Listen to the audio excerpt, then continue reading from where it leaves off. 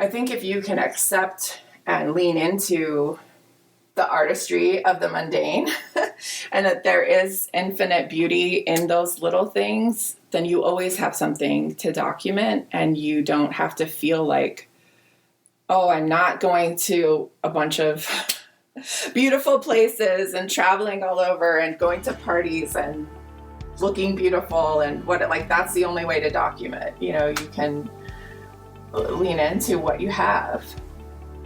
Welcome to Scrapbook Your Way, the show that explores the breadth of ways to be a memory keeper today.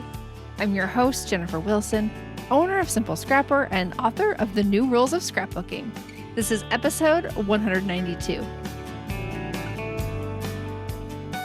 In this episode, I'm joined by Amanda Wilder to chat about strategies for staying connected, motivated, and moving forward when chronic illness is part of your creative life. And before we jump into the episode, I wanted to let you know that registration for the 2023 planning party will open next Monday, October 24th. The planning party is our once-a-year event to help you plan your year your way. And best of all, it's completely free. And now, my conversation with Amanda. Hey, Amanda, welcome to Scrapbook Your Way. Hi, Jennifer. I am excited about our conversation today. Can you share a little bit more about yourself with our audience? Sure. So I am currently living just outside of Denver after having moved 10 times in the last 14 years, hopefully here to stay a while. I'm an instructional designer. I used to be a teacher in TESOL at universities. So instructional design was sort of a natural next step from there. And I used to be an event planner before that. And I was a professional dancer in my 20s, mostly ballet and modern dance before that. So a lot of career changes. But I live with my husband, who is a photojournalist by training, and he now works with photos in other ways, but that's very handy to have as a scrapbooker. We live with 2 senior pugs who are professional snorers pretty much now. And they are very important in our lives and have been super important to me as someone living with a fatigue and pain-based illness. Having them around has been an emotional support for me. So they're a big part of our family too. Oh, I bet. I did not know that you were an instructional designer. I actually investigated kind of going back to school to do more of that in my life. Oh, no way. Yeah, yes. That's great. Yeah, so, a lot of people don't really know what it is. And it's just any kind of learning experience is usually, for better or worse, is instructional design. So, yeah. All the people I asked based on my interests were like, you should just hire an instructional designer rather than becoming trained. A lot. Yeah, it's a lot. I had to do a lot of it anyway because I worked with non-native speakers. You end up designing a lot of your own curriculum anyway because there isn't really the best curriculum really out there always for the specific needs of those learners. So so I ended up doing a lot of that anyway. So that's been a good fit. Yeah, very interesting. So in terms of your memory keeping hobby, what's exciting you right now? I am so excited for the seasonal scrapbooking, like the October to December haul, which I think for a lot of scrapbookers is like the time, right? Yes. And I'm not moving. I'm in a place I'm hopefully going to be in for a while, and I'm feeling more stable than I've been in a long time in terms of health and stuff. So I'm just super excited about doing all of those projects. I'm going to do an October, I'm not going to say daily, but I'm going to do an October album and a thankful album and a December album. And I'm just going to take all the pictures of the fall leaves and be super basic as heck or whatever, because that's honestly just where I'm at right now, especially after being in LA for 5 years and not having had a fall for that long, and being somebody who, was from the Pacific Northwest who loves fall. I am just super I'm ready for that documenting. That's so fun. Maybe we need to come up with a like, what is a basic scrapbooker? Yeah. Maybe have Brandy Kincaid draw some doodles for us. Yeah. What's a basic Like the scrapbooker? little, the woman caricature who's the basic. I mean, and I kind of make fun of the term basic because Totally. it's so, we all know it's so silly, but I really feel like all those things right now, like I want to wear fall leaves sweatshirts and like Yeah. the cozy sweaters and have my latte and all those cliche things. Well, I think it's hard this time of year because these months are so packed in together. I feel like I have to kind of restrain myself to what's realistic.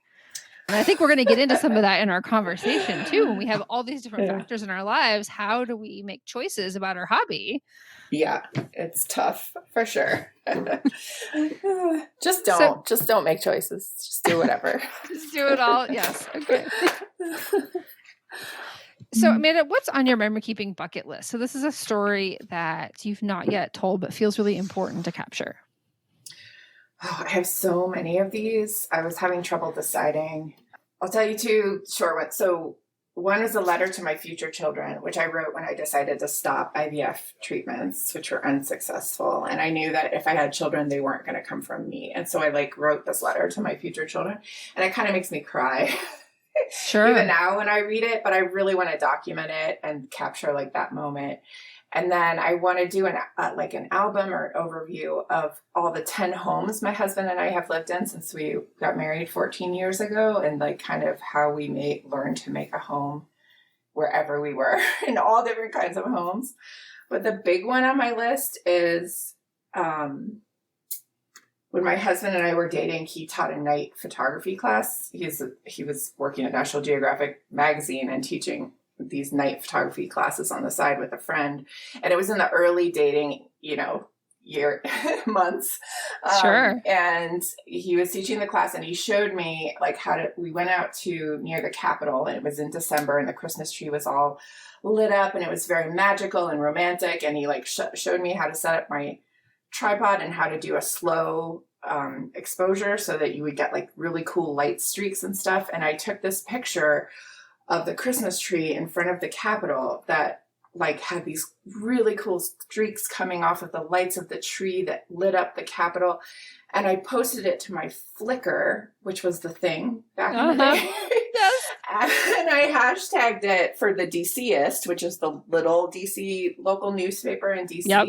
And they picked it up and put it on their front page the next morning. And I was so it's a whole memory of dating and our shared love of photography and getting into that, and then having my photo featured. And I have this incredible photo. I've never documented it. All right. So what year was that? 2006. I'm going to say 2000. It's still in the Bush era. Yeah. So I lived in scrapbook then. I lived in DC 2004 to 2008. So I may have seen that photo, I didn't even know that. In the vestibule of a restaurant or wherever I was. So. That is so funny. I didn't even know that. Okay, we have to talk DC sometime, but yeah. Yeah. Oh, man. Yeah, I got to get that documented. Yeah, that's a really cool story. Yeah. And I like how that one, the other stories you mentioned maybe were a little bit more expansive. There's a lot of layers and meaning and depth. But this is very specific. This is one story that you could sit down and just do because it has more of a box around it. Yeah. It'd be one layout. Yeah, totally. That's fun. Yeah. I love it. Yeah. All right. So I wanted to have you on the show to talk about the ebb and flow of creativity. And then, of course, we all have different reasons why we go through that. And you've already shared a little bit that you deal with chronic health issues. And we actually even had to reschedule our conversation because you were not feeling up to recording the first time. So it's a very real part of your life. Can you go a little deeper into how scrapbooking and other creative pursuits are part of your life? It's a big part of my life. I consider, creativity, making art, whatever category you want to put it in, is part of health, mostly mental health, but also physical health. It's just as important to me as those other things. And when I found it, it was the perfect trifecta or quadfecta trifecta, whatever the four would be, because, you know, I'm a variety seeker and there aren't a lot of things that keep my attention or keep my sort of endorphins, you know, up for a long enough time to really be into it. But things that have like infinite possibilities and iterations tend to be what I'm drawn to. And so, you know, if you look at scrapbooking, it can be like 4 types of infinite iteration types of things. You know, you have photography and you have writing and you have graphic design and then you have art, illustration, mixed media, whatever. And each of those have so many different aspects that you could dive into in so many basically infinite different ways. And there's not really a limit. So when you combine them, there's always something new to try, something new to learn. And so for my personality type, that's very good. And aside from reading, I would say it's like one of the few things that is really, I don't have to work at all to be excited about it. And it's been, you know, it's been over 9 years of on and off. And, you know, I've done all the things, project life. December Daily was really what sucked me in. I had done a scrapbook that my aunt and my mom kind of collaborated to get me for Christmas when my aunt was working at Archivers. It was a Simple Stories album.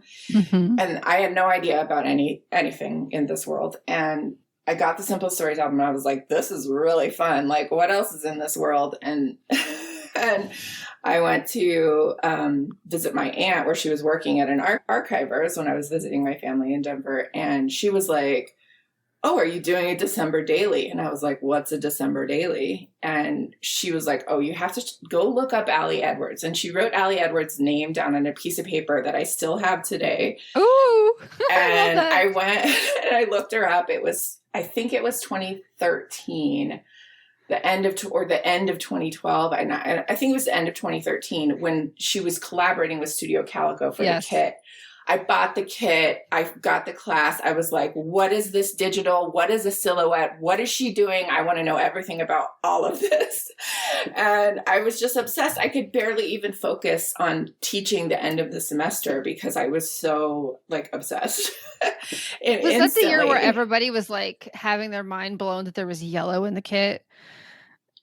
Oh, I don't know. It was the year of like the chipboard album that she painted the cover of. Oh, okay. That's the main thing the distinguishing factor. And like her day one was like this overlay on top of her house. It was like a digital overlay, which is so simple. But at the time, it like blew my mind. I was like, what is this thing and how do you do it? Yeah.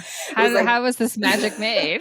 This is so visually awesome. And you're telling the story of your life. Like, I want to know everything. And I was just totally, that was my gateway drug. And I was completely hooked and, you know, done everything, Project Life and Traveler's Notebook and traditional and mixed media and mini albums. Like, I just like it all. I love this point that you made about being an understanding and maybe honoring yourself as a variety seeker and embracing that part and knowing that that's why this whole hobby and its expansiveness can suit you so well. I think oftentimes we're beating ourselves up because we can't just focus on one thing, or why can't we just why do we always want something different? And some of us have those personalities. We like trying new things and we like variety, and that's very satisfying. And I think society tells us, no, that's bad, but really it's what's keeping you going. As you said, that's what keeps you connected to the hobby, is that you have an endless array of possibilities. Yeah, there's a term, God, I wish I could think of it right now. It's on a TED Talk. It's multi-potentialite. Mm-hmm. I don't know if you've seen that one, but it's a great one to look up. And if you are somebody who kind of has a lot of different jobs or a lot of different backgrounds, and they talk about how some people find one thing and they dig into it, and that's great. But we also need people who pull together from lots of different areas and sort of connect different ideas, and that's also important. So if you feel bad about it, that's a good thing to look. It's also called hummingbird personality types sometimes, but yeah, I've also heard like multi-passionate, yeah, as well. Yeah. So yeah. very validating to find that it's like a thing and others are like this and it's valuable. It's like, oh yeah. Yes. And how can we leverage this as a strength rather than trying to force ourselves into a box that we don't want to fit into? Yes. And other people's voices in our heads. Yeah. Yes. So what types of projects are you working on in September 2022? It's not October yet. So even though you're thinking about these other projects, what are you actually working on right now? I'm finishing up my little Summer Joy album. I led a little project that was started by Julie, forgetting her last name right now, but in 2016. And it's a project that I just really loved because I don't like summer that much. So the challenge of finding little joys during summer is really great for me. So we had a little Zoom hangout last weekend, and I got a lot of what I need to finish up the project together. So doing that. And then I've recently gotten into a style of more like a creative journal that it's a little bit woo. I kind of just, I was inspired by Quinn Booley, Mindful Hookup. She does like kind of a creative journaling on this thing she calls morning magic, but I do a lot of really sterile things in the medical world. So I think I'm sort of drawn to things that are the opposite of that sometimes. And so I've been doing a little bit of like drawing a tarot card as a journaling prompt. And I like Practical Magic through Everyday Explorers. I think she still sells them, where it's not necessarily like literal, but it's a way to like kind of touch into your intuition in a different way. And we're not encouraged to do that much in regular life. It's very important for me. So kind of journaling about that and my yoga practices and like if I'm reading a quote book or I do ACT therapy. So I have an ACT journal, which is super helpful to me. And there's like quotes from that. So I'm just doing some washi tape and some stamps and then capturing pieces from all these things that are kind of meaningful and reflective has been really fun for me. Because I've always done a lot of reflection, but I don't always capture it creatively. So I kind of have it shared on a secret Instagram. But if I get confident enough, maybe I'll share it officially. But what is the experience? How is it different for you doing these types of projects versus thinking back to when you've done Project Life, for example? How's the experience feel, and what's it doing for you? Well, it's always nice to try something new again because of the variety. But I think of course, it's a little more free. And I've always wanted to do like a commonplace book or something like that. But I have a big internal life. Again, I'm an ENFP on Myers-Briggs, if that means anything. And I have, especially since getting sick, I have a lot of, I read a lot and I have a lot of reflections. And so I feel like instead of just sort of having them and then letting them go after that day, I can sort of go back to them and sort of have them nourish me when I need to from that book. And then also it's just fun to see it. Now I feel like I need to show you, but it's fun to see it like with the date and it's just I do a lot of Allie Edwards type of documenting when I do like a project like, which is very like graphic design, photojournalism sort of a style. And This is much more like boho, like, kind of relaxed and flowy. And I think that is good for me, like to kind of lean into that a little bit. I don't know if that answers your question or makes any sense, but I'm curious, is it good for you because it helps you like kind of combat perfectionism? Why is it? I think it's more, is it something else? I think it's more like the academic part of me is always sort of at odds with the more spiritual, for lack of a better word, and like the intuitive side of me. But that is a big part of me. And so I'm always trying to figure out healthy ways to have that be a part of my life that feel authentic, that don't feel, not true to who I am. And, or, like a lot of in the wellness world, there's a lot of BS, honestly. And in the yoga world, in terms of like this, if you just drink enough green juice, this will cure you, or if you just think positively enough, or whatever. So I really moved away from I got so tired of that when I was really sick and traveling all over the country and trying everything, under the sun. And so I think it's helping me come back to that part of myself in a way that feels not icky, if that makes sense. Yeah. I you want to feel like, you want to feel grounded and aligned with your values while still, using your intellectual strengths to decipher what's real from what's not real, I guess. Right. Yeah. It's like, I want to be able to sort of still believe that the world is magical in a way, and that I have this intuitive side of myself that's sort of magical in a sense, but that, I'm also, gone to grad school and can be very like on that spectrum of things, so that both those can exist in my documenting and my creative expression. That's probably one of the hardest things that we all have to do, is to like getting those dichotomies to coexist together and like accepting them, living side by side, even though they sometimes are opposing. So that's well, memory keeping and art in general is great for kind of testing. Like, I'm sort of testing this, like, is doing a tarot card, maybe, is that a thing for me? Like, can I do this? It's sort of like, I'm not telling anyone, but, but is this like something that helps me? And I'm going to just kind of document how it's going and see. And then maybe I end up saying, nah, like that's too whatever for me. But it's like in the creative space, you can play with it to learn more and more about who you are. Yes.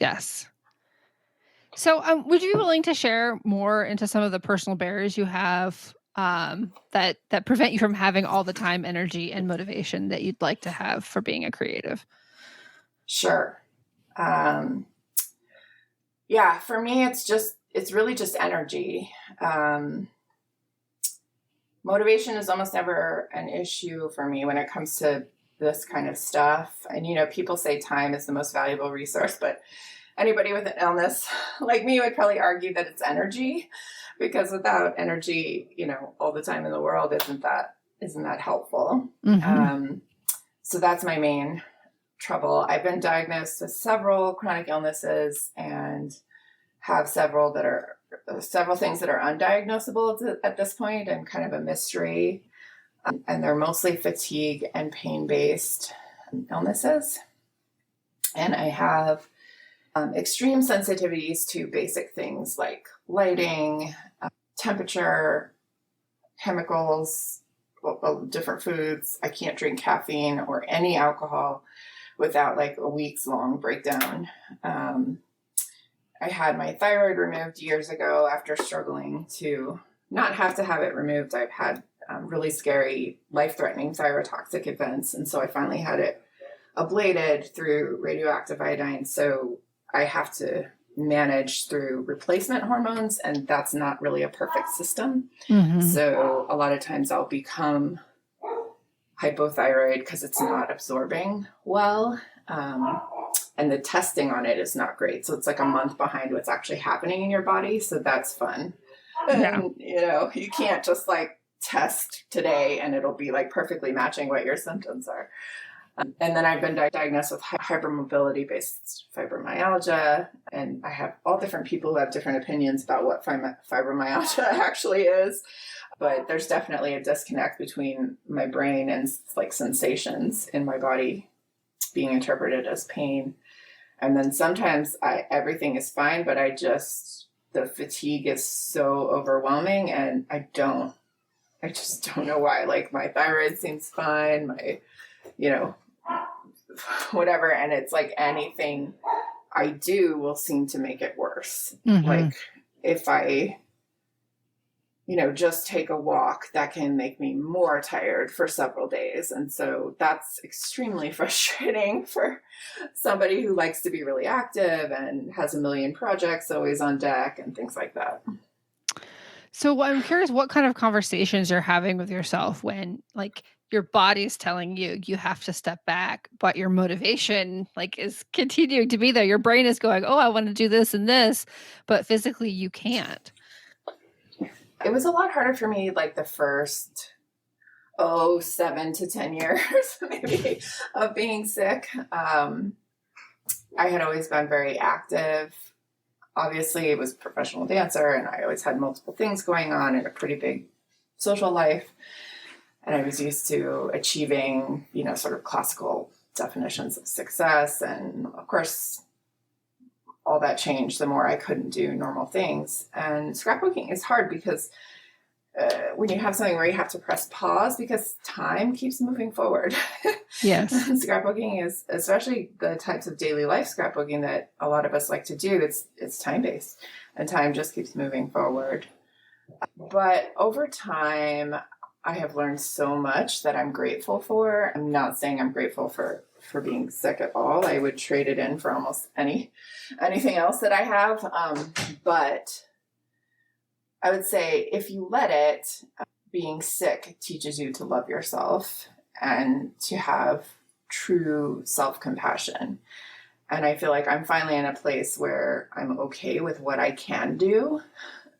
And some of that is years of learning to manage this and better learning of what helps and what doesn't. And a lot of it is still a total mystery. Maybe will infinitely be so, but I've learned a lot about how to manage so I have more confidence that I can come back. It's less of like, I don't know if I'm ever going to feel better, which is how I definitely felt at different periods. And I've learned to spend more energy on accepting and being okay with what I can do and don't judge myself by others' lives or the voices of expectation of others in my head, and just accepting that I will be misunderstood.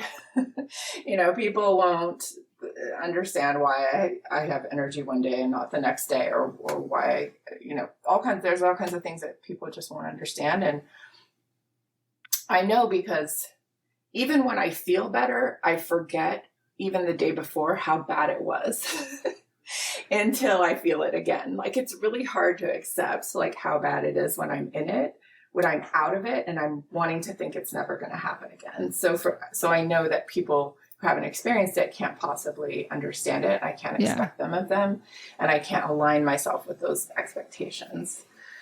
And I think it gives you, I heard this quote in a meditation I was doing this morning where they said the artistry of the mundane.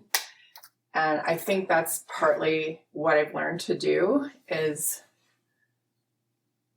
appreciate things and details that I might not otherwise. It was the infinite artistry of the mundane. And that I was like, that's what I do.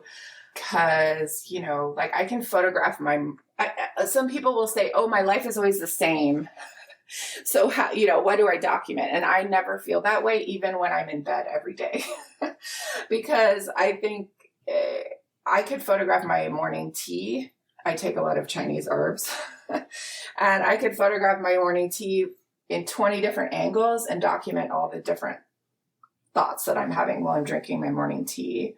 Or there's so much texture to the blankets on my bed. I was noticing this morning, like we have some new comforters and the way that they looked like in the light. And I was thinking like you could write like sort of a poem about texture and why textures and color and all that is important to have like in our homes. And then I thought, when I read a book, there like one line in a book, I could have so many thoughts and ideas about that and I could document that. And so I think if you can accept and lean into the artistry of the mundane and that there is infinite beauty in those little things, then you always have something to document and you don't have to feel like, oh, I'm not going to a bunch of beautiful places and traveling all over and going to parties and looking beautiful and that's the only way to document. You can lean into what you have. Yeah, and I think that, how do I want to say this? That your the way you've been forced to slow down has allowed you to see things with more intention in a way that maybe others can't because they're not being forced to slow down. Like we can force ourselves, but we don't, not everyone elects to do that. And, Mm-hmm. And it's, I guess perhaps another one of those celebrations, even amidst the challenge. Mm-hmm.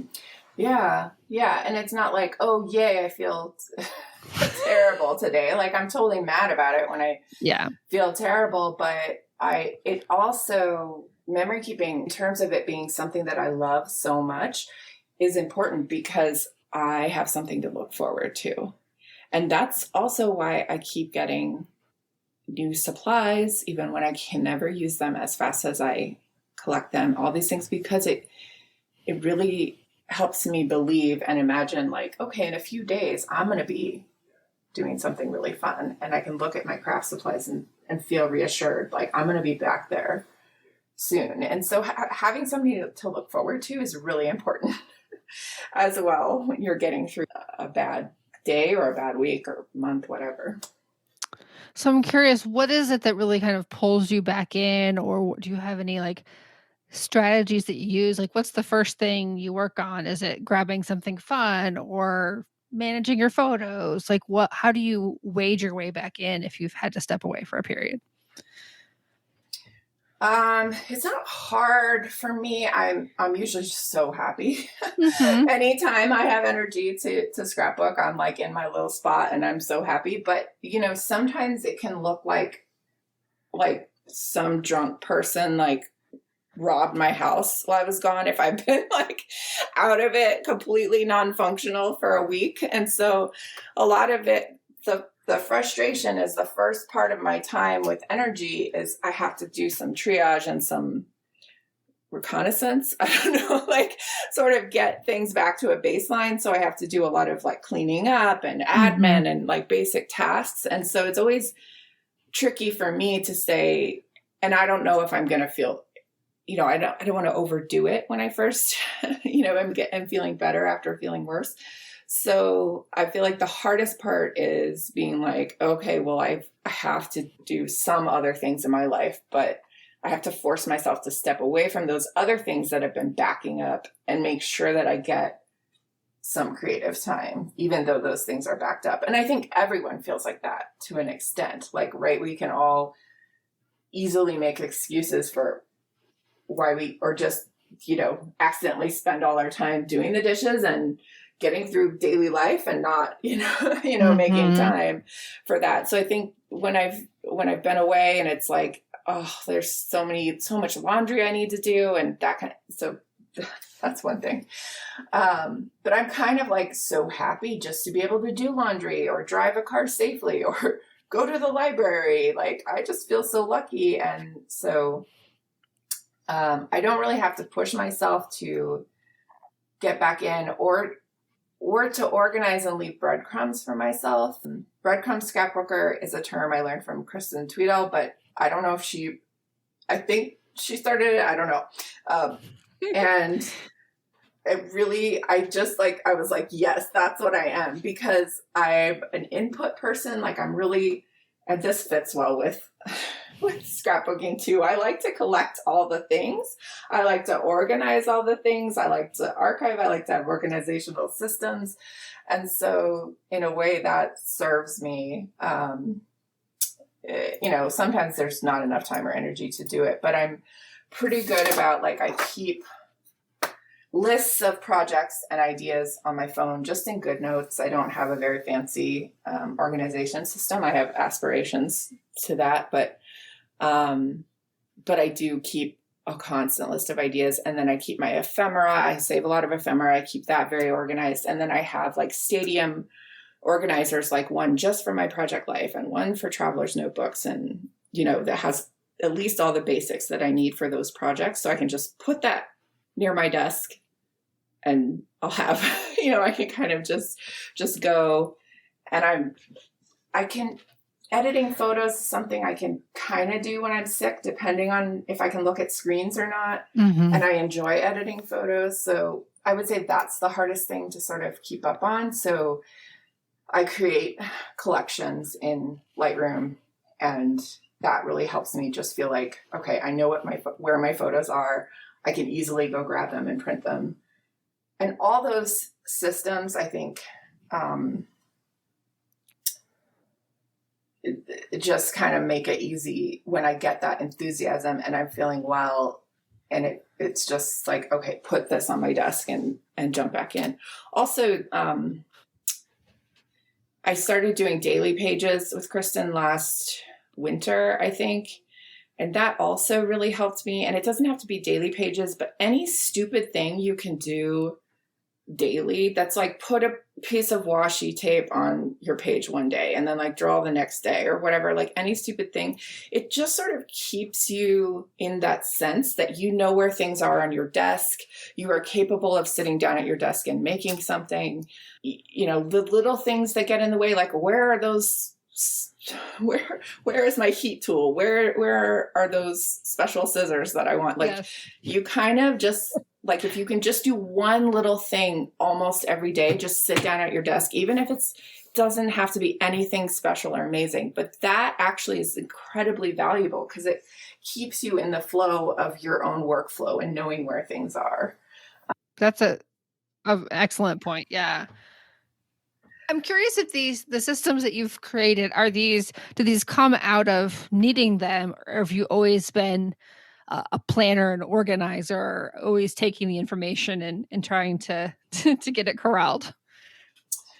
I think I've always been an organizer. I'm a maximalist in terms of what I have, but I never have everything available to me. I'm always limiting what's actually available to me at any given moment. And that's how I think I can live in the best of both worlds, you know? Yeah. It's like I have my own sort of scrapbook shop that I live with after collecting for 9 years, but I never have that much on my desk or in my Project Life Stadium or whatever. And I think that's something I kind of had to learn. Like I used to just sort of be like, okay, what am I going to grab from my entire stash today, you know, to work with? And just kind of making not even kits, but just sort of like a mini craft room and kind of have everything else somewhat out of reach really helps me not be overwhelmed. But yeah, I've always liked, I read Container Store magazines for fun when I was a kid. And same, you know, totally. Yes. Total dork. I had a planner. I loved my school planner so much. And I tend to have like too many ideas, too much going on in my brain. And so having external organization tends to be really helpful. For sure. So I'm curious, as you've evolved with all of your dabbling and pursuit of variety in your hobby, have you had to like restrain yourself in other ways with different projects so that you feel less behind, knowing that you're not going to be able to keep up with all the daily documenting you'd like to do? Yeah, I just stopped believing in behind at some point. And this is not aligned with my personality in a way. And I get the people who say like, I could never not finish an album. It would drive me, and like it would haunt my nightmares or whatever. Like if they don't finish something, like I used to kind of be like that. But most of my project lives are a series of pocket pages. They are not every week. Just whatever pages I made that year, I put them all together. And that's not my ideal, but I have decided to be happy that I can make any of those pages that I make. They make me so happy. Yes. When I look back at them. And it doesn't matter. It's like you wouldn't do that with quote unquote traditional scrapbooking, which is just scrapbooking. I don't know why we call it traditional, but you wouldn't, if you just make a traditional page, it doesn't have to go into a series or something, right? It might just be one event or one something. And I don't know why we well, I don't know. I mean, we don't now. A lot of people are like, no rules now, right? It's much better than it used to be in terms of that. And you've done a lot to promote that, I know. But that's what I kind of say for myself is like, there's no rules and whatever I do is great. And I also, I have an unrealistic belief that anything that's not finished, I can someday go back and finish. And maybe that's just how I have to be at peace with it. Yeah. Even though it probably will never happen. But I feel like slowly my health, I kind of learn more about my health and that sort of gets better and better. And so I just, kind of accept pages as pages. And then sometimes like in 2019, I did a really simple December daily that was fairly digital, I think with Liz Tamanaha's digitals mostly. And I did it in a 3x8. And I just did like one 3x8 column every day or like two, a 2-page spread of that at the most. Yeah. And I did it mostly digitally with like 1 or 2 pieces. And I filled 2 albums that way. And I loved that album so much. Those 2 albums. And I didn't go anywhere. I was doing IVF. I couldn't travel. I was stuck in LA where I hardly knew anybody. Like it wasn't like the best Christmas in the world. My mom did visit, which was really nice, but it was so simple, but I don't think I ever would have tried that if I weren't like miserable doing IVF. And I was like, I'm not going to give this up completely, but I'm going to find a way to do it. So, maybe doing something in a totally, an easier style isn't what I'm drawn to, but, I found joy in doing it that way still.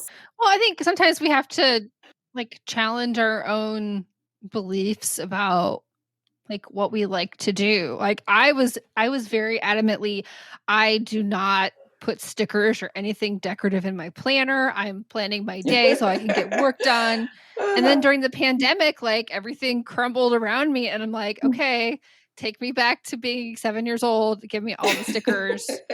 And now I really like it. Like, sometimes we need something in order to get through. And sometimes it's releasing that belief you have on yourself. Like, I don't use stickers. So totally. Oh my gosh. My friends know I have such an issue with stickers that I try to get over all the time that I say, just the word sticker, I think makes people think that it's like juvenile or something, but it's art that just happens to be on paper. That's adhesive. Yeah.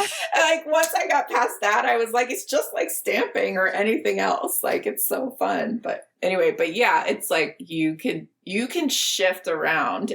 Nobody should feel like they have to do what they always did, or that if you can strongly disagree with your former self. That's okay. So, I mean, on that note, you recently became a close to my heart consultant. And so I'm curious, like what led to this decision? It's so different than anything I've done. But I think, Beth Ann had asked me to do something with her creative team in 2020, and it was just, we had to leave our apartment. It was on that, so I couldn't do it at that time.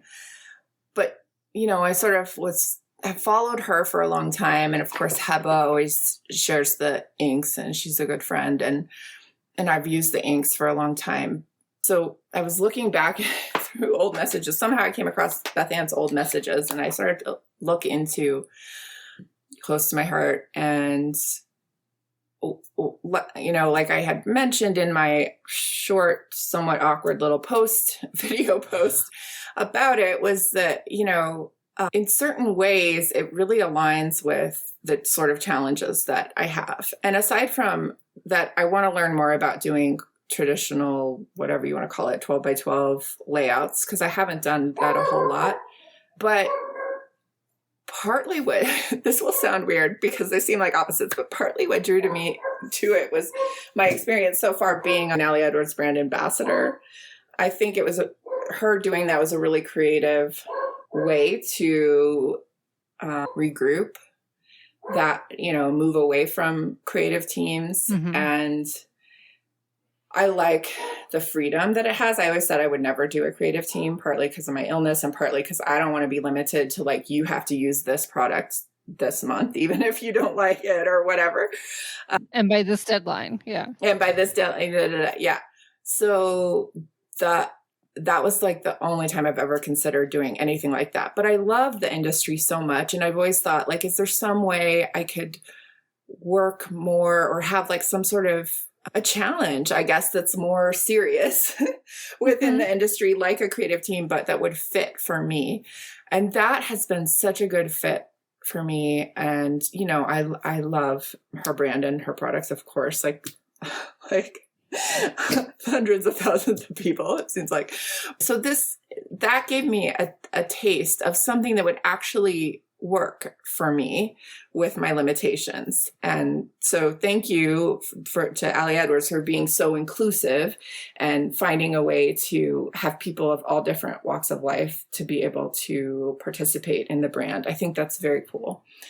And then, so when I looked at Close to My Heart, it was sort of a similar thing. You know, I mean, it's sales in the same way, but it's, you're completely your own business, pretty much, but they provide the product, of course, but there's no one telling you you have to use this or that product. So I can highlight the things that I really like, and I can not use the things that I really don't like. If I have a really high energy week, I can do a whole bunch of things. If I have a low energy week, I can, you know,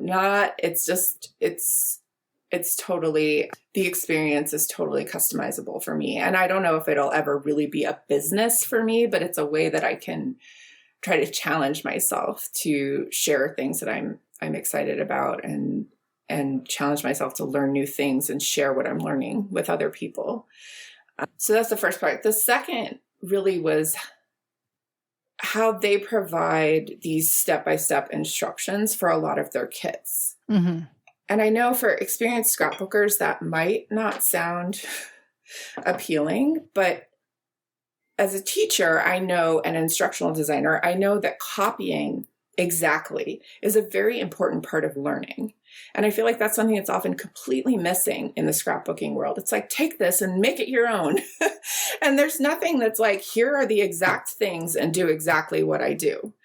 But that is not only an important part of learning, but it's an important part of the creative process. Because when you do something completely that's not what you would do, you can riff off of that. You can get new ideas by doing that first that you might have never expected that you would get by doing that. And so that was really appealing to me. And I felt like I tried a couple of them, and I was like doing it on days that I would call medium days, like not the days when I completely couldn't do anything, but like a day where I didn't feel that good, but I was kind of making myself do it anyway because I wanted to feel good that I had like done something. And I could follow the steps, and they give you the exact measurements. They give you every piece of paper. They tell you exactly where to put it. The only thing they don't do for you is the journaling in your photo, which of course is always going to be yours.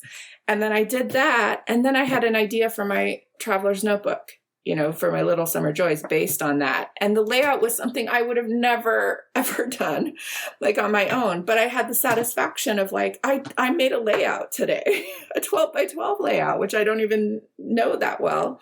And I got to put that in my album, and then I got new ideas from it. And I said, this is good for people who are tired, for people who are sick, for people who just want to make something. And it's always going to be partly your own because it's your photo and your stories still. It's still going to be your own, but it gives you that extra help. And I have dived into the products, and I'm trying to get to know them better so I can be informed about the different products. And I've had so much fun exploring everything that they have. I've been surprised. And as somebody who is a self-diagnosed stamp addict, I have been really impressed with, they have stamps for, you know, everything under the sun, such cute things that I had never, ever seen before. It's just opening me up to like card making and more 12. I think I've made like 15 12 by 12 layouts in my life, maybe before this. And now I'm feeling so much more confident that I can do that. And I'm getting, learning to make cards for the first time, and I get to share what I really like. I've discovered shimmer brushes. Ooh, what are those? Them. Oh my gosh. They are like the most pigmented brush pens I've ever seen. And I have a lot, but they're actually shimmery, like not sparkles, not glitter, but shimmery. Like they actually shimmer on the page, but they're like super pigmented, shimmery, medium-sized brushes. I ordered a couple and then I ordered a bunch more because I was like, what the heck is this?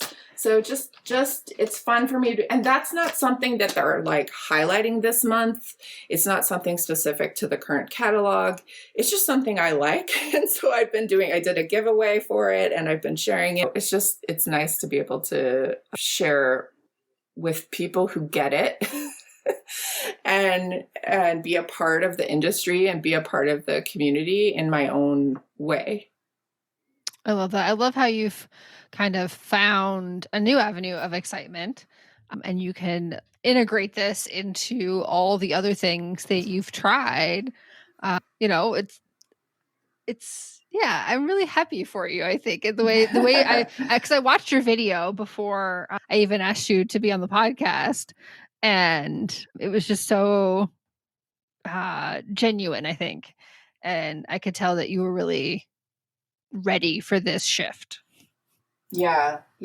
Oh, and I think the other thing I said in that video, you just reminded me, and what I'm always trying to do is, I don't want to say be a disruptor, but whatever the next level down from that is, I think, I think we've done a good job in the past 10 years or so of shifting the scrapbook world, and especially in the last couple of years, I would say, to be much more inclusive. But I think there's always still a lot of work to do, and there aren't a lot of companies that make things really accessible for people with chronic illness or have a focus on that type of learning. And there are a lot of companies who still, their primary marketing shows kids in the suburbs or, things like that, there's absolutely nothing wrong with that. I hope that I have kids in the suburbs soon, but, in order to be inclusive, we have to show more stories. And I feel like I'm certainly not the best representative of that, but I have lived in a lot of cities, big cities, and that were very diverse and cosmopolitan. And my friend group tends to be, from all over the country. And I don't have kids and I live with chronic illness. And so I use the really cutesy ones that they show with baby pictures with my dogs, because I want to use cutesy scrapbook paper. So then if I am in that mood, then I'll use it with my dogs. And I want to say, hey, if you don't have kids, it's totally okay to use this cutesy scrapbooking paper with your dog or your mug or, like your flowers, like whatever you want to use it with, if that's your if your life is not in that place. And I feel like it's important to kind of push that. So I feel like I can push maybe the norm a little bit from most of the makers on close to my heart.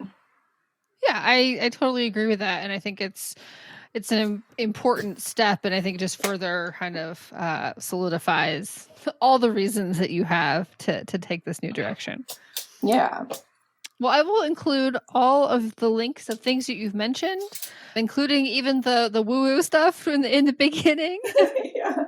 But can you share where we can find you online? Anything we can expect from you towards the end of this year? Yeah. So I'm Wilder Stories is my main just personal scrapbooking Instagram I've had forever, at Wilder Stories. And then Amanda Wilder Close to My Heart, which is actually just CTMH. Amanda Wilder CTMH is my Close to My Heart account. And then my website is wilderstories.com, and you can find some old podcast episodes from my podcast, The Everyday Artist, which was about just, the importance of art every day, especially in tough circumstances. Not currently active, but there's a handful of old episodes on there, so you can find that too. I think that's, and I think I'm A Wilder Photo Walks is just my photo regular person Instagram. Okay. You can't combine your regular person Instagram with your scrapbooking Instagram. You have to have a separate, I've lost track of how many accounts that I have. So. Oh my gosh, same, right? Okay, I'm glad I'm not the only one. That's why I can't remember. Yeah, Wilder Photo Walks is just photography based. Yes. Lots of places. And upcoming, so I'm going to be leading with a group of brand ambassadors that done by December. I'm going to be helping to lead that challenge where I think it was started by Jess Forrester. Yes. A couple years ago. And it's just the idea of taking any albums that are not done and finishing those. So I can't remember there's like 6 or 7 other brand ambassadors who are going to be helping to encourage us all to motivate us all to try to finish an album that's not finished yet. And I'm going to be working on last year since I was moving and didn't really get to do it. And I'm going to be in the product play class, which I'm totally excited about. That's Allie Edwards, December Daily. It's a class that sort of goes along with it. You don't need to have the products. You probably already have products that you can use if you've been scrapbooking for any number of years at all. But the way they're doing it is really cool this year with 10 different products shown at different levels, which I love. So there's level 1, and level 1 is not better than level 3. It's just level 1 is like if you just want to use it in a really easy, simple way that doesn't take a lot of work. It's basically time-based. And then up to level 3 would be one that might take like an hour to do the whole page. So I'm doing a level 3 with transparencies. When I first got it, I said, is level 3 transparencies even a thing? So, but I came up with an idea. I'm going to be making a mini album, highlighting some of my favorite Christmas books. So, so that'll be fun. I think it's on discount right now, maybe through the end of the month if you sign up. I can't remember. Definitely a level 3. Yeah. I'm hoping. I'm like, how can I make this like a level 3 item? Well, I really like how having the different levels reminds you that I think there's sometimes pressure that everything in your album needs to be a level 3. Like every number, every page needs to be like this like creative masterpiece. And no, sometimes it could just be like a photo with some words on it. No, I think it's brilliant. It's like, because it was starting to feel like that was the pressure or the feeling you got from the examples was always like this amazing thing that you're like, that's so cool, but like, I can't do that on every page. So yeah, I think it's a wonderful way. And I'm so excited. Allie's doing it, and then almost all the brand ambassadors are doing it. And it's such a cool group of people. So I'm really excited to see what everyone makes. And then on the close to my heart side, I'm going to be doing, I think I'm going to be doing a YouTube, which is kind of crazy. I said I would never do it, but in one way or another, I'm going to be doing process videos called Copy and Create, where I do the exact copy and change. I'm going to do exactly the layouts from Close to My Heart, following their steps exactly. And then I'm going to use that as a springboard to create something in one of my ongoing projects, either my October album or my Project Life or my, whatever, something. I'm going to use it as like a launching pad for ideas to create a page somewhere else. That's really fun. I love that idea of like almost like a warm-up activity too. Like, yes, to really remind your brain, this is how we scrapbook. Yes. And on my, I might record the copy one. I'm calling it the copy one. It's just following the directions from Close to My Heart one on a day when I have less energy. And then I might do the other one on a day when I have more energy. And I hope to share that and hopefully maybe give some ideas and inspo there.